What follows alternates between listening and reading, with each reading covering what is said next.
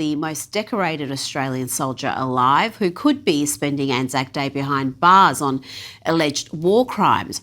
One man who has been vocal on the arrest is Cumberland City Councillor Steve Christou, who has written to Home Affairs Minister Tony Burke and Attorney General Michelle Rowland, demanding answers as to why certain media outlets had advanced knowledge of Robert Smith's arrest. Steve Christou joins me now. Steve, tell me why you felt the need to write to Tony Burke and Michelle Rowland.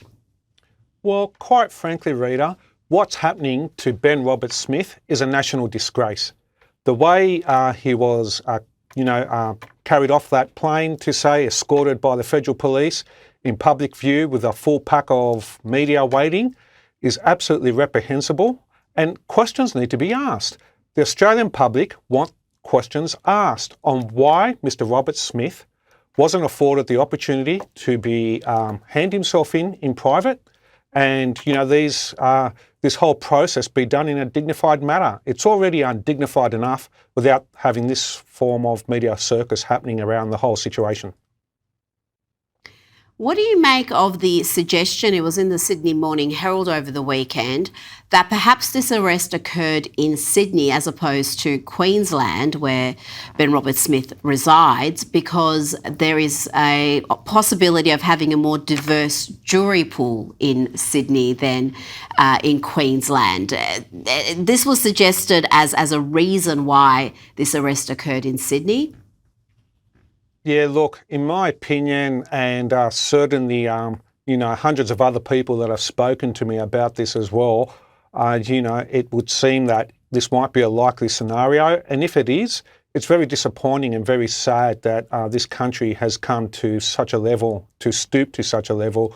Very, very disappointing, just lost for words. And we expect better from, federal government agencies, not this kind of...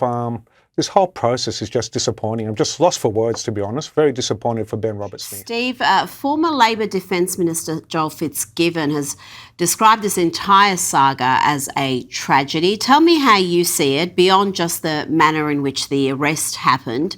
And are you getting much feedback from constituents where you are?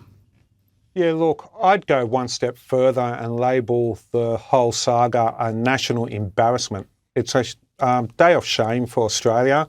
No other country in the world has spent $300 million pursuing their war veterans and going overseas and putting people up in hotels, allegedly in trying to build a case against Ben Robert Smith. In contrast, the United States has spent $300 million to save their two pilots and rescue them when they were shot down over Iran the last few days. And the message I'm getting from my community, where a great percentage of them are Afghan nationals, is that they're very afraid of the Taliban. They don't know what's happening. The realities are the Afghans living in Marylands, Granville and Guildford, a community which I represent, fled and came to Australia to flee from the Taliban because women were being abused, they were being tortured, killed and raped.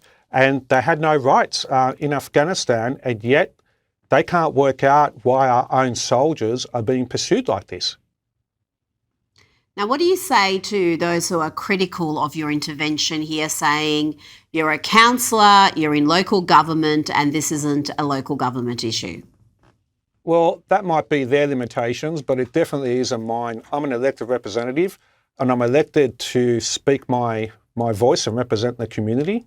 And I'll continue to do so. And those people are, spruiking such actions are the people that are probably against Ben Robert Smith, and the same people that would be crying and hiding behind men like Ben Robert Smith if this country was ever attacked and we had to go to war.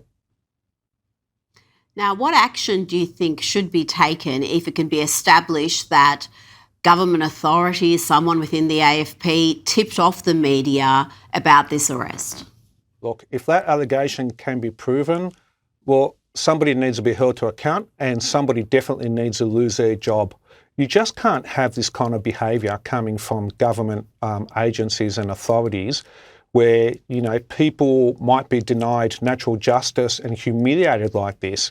What happened to innocent until proven guilty? And, being given a fair go. Already the process, in my opinion, has been tainted because this has been streamed to millions of Australians, and I'm very concerned about what kind of fair hearing will Ben Roberts-Smith receive from potential jury members when they've already been tainted by this footage.